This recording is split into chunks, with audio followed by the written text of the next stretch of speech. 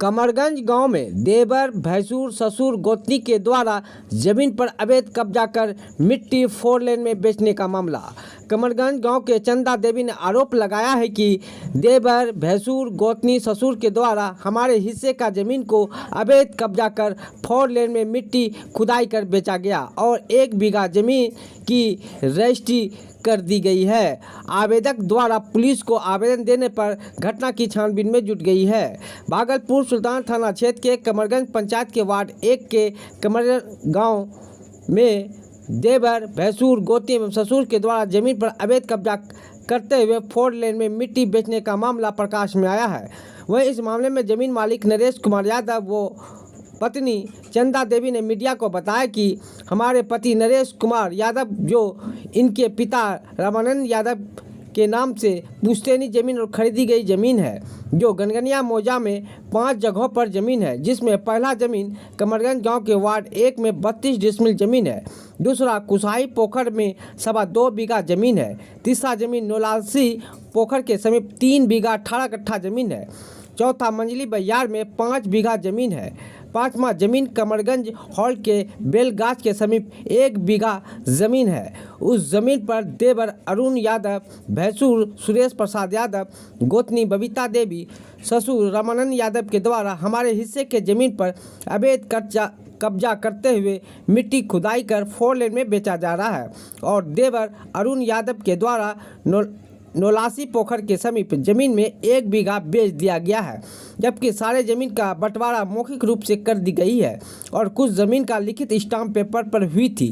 तब पर भी यह लोग हमारे जमीन का हिस्से को मिट्टी खुदाई कर 4 लेन में बेचते हुए 1 बीघा जमीन की रजिस्ट्री कर दिया गया है। मना करने पर यह सभी एकजुट होकर हमारे हिस्से का जमीन नहीं देना चाहते हैं और बार बार गाली गलौज, मारपीट कर जान मारने की धमकी दे रहे हैं। इस मामले को लेकर थाना सुल्तानगंज अंचला अधिकारी को लिखित आवेदन देने पर भी अब तक कोई कार्रवाई नहीं होने पर थाना एवं ब्लॉक का चक्कर लगाने की बात कही है। इस दौरान क्या कहा, देखे तमाम रिपोर्ट। क्या माजरा, कितने जगह जमीन है, क्या है? मेरे ससुर के नाम से 5 जगह जमीन है। कहाँ कहाँ है? एक है कमरगंज मंझली बांध के पास घर का जमीन है 32 डिसमिल जी, और दूसरा है मंझली बांध के पास 5 बीघा, तीसरा है नौलासी पोखर पे 3 बीघा 18 कट्ठा, और चौथा है बेलगाछ के पास 1 बीघा, कमरगंज हॉल के पास बेलगाछ का बगल में। और कहाँ है?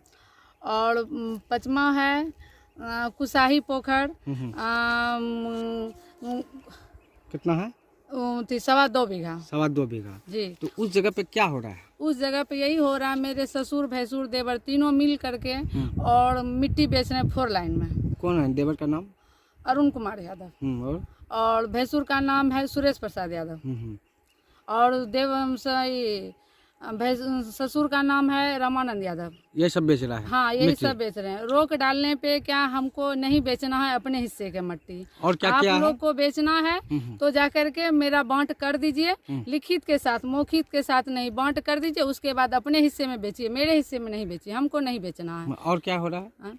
और यहाँ पे जो है नौलासी पोखर पे जाकर के 3 बीघा 18 कट्ठा जो जमीन है, उसमें जाकर के देवर, ससुर, भैंसुर तीनों मिल करके 1 बीघा जमीन बेच चुके हैं। अच्छा, आप लोग क्या मना किए?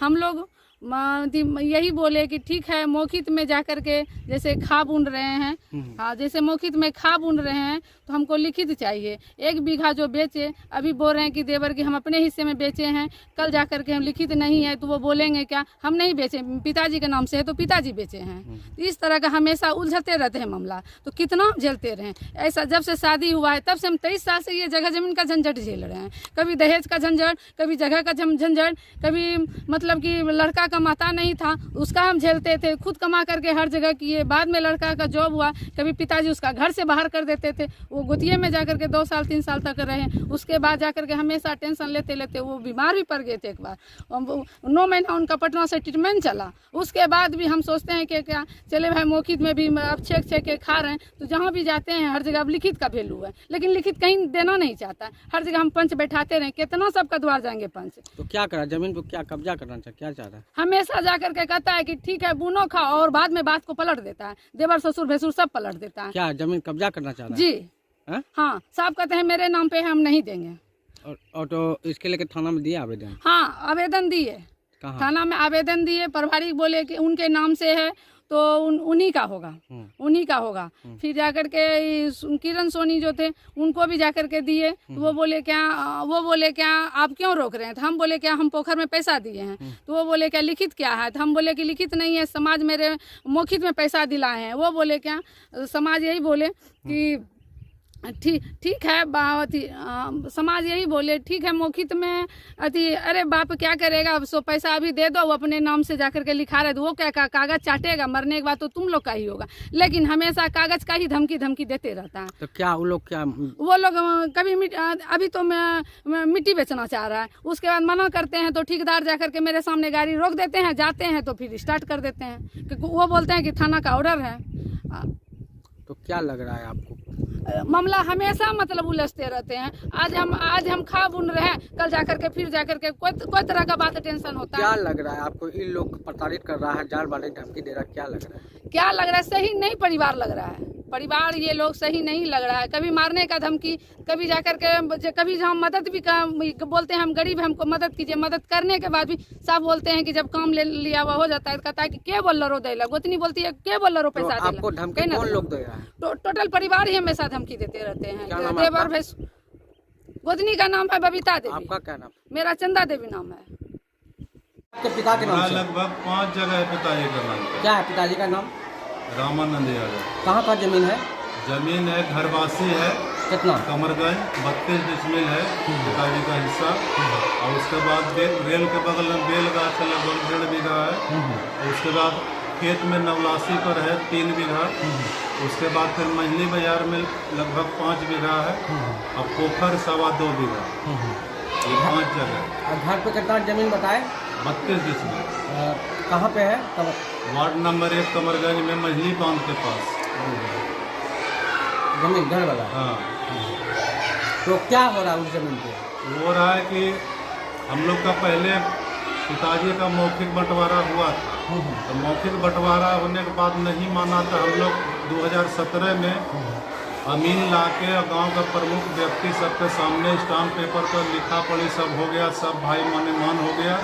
और उसके बाद जो है स्टाम्प पेपर बना। उसके बाद बनने के बाद जो है बोला गया जो 5 आदमी लोग सब था, बोला गया कि ठीक है ये इसका फोटो कॉपी और दोनों पक्ष को दे देना, लेकिन दोनों चाचा को दे देना। लेकिन वो सब मेरे मतलब भाई और बड़े पिताजी मतलब नहीं दिया। और हमारा जैसे छोटा भाई आया तो उससे मतलब गुजर कर लिया कि हम अपना ज़मीन बेच लिए, अब नहीं देंगे। कौन? छोटा भाई। क्या नाम है? अरुण। और उसके बाद पिताजी बोला हम वो स्टाम्प पेपर मतलब फाड़ के फेंक दिए। उसके बाद नहीं हुआ हम जब अभी घर प्लास्टर करना। अभी क्या हो रहा है? अभी एक मतलब नोटिस फिर से करवाएं सीओ साहब से, फिर नोटिस करवा के फिर नापी किया, फिर भी मान नहीं।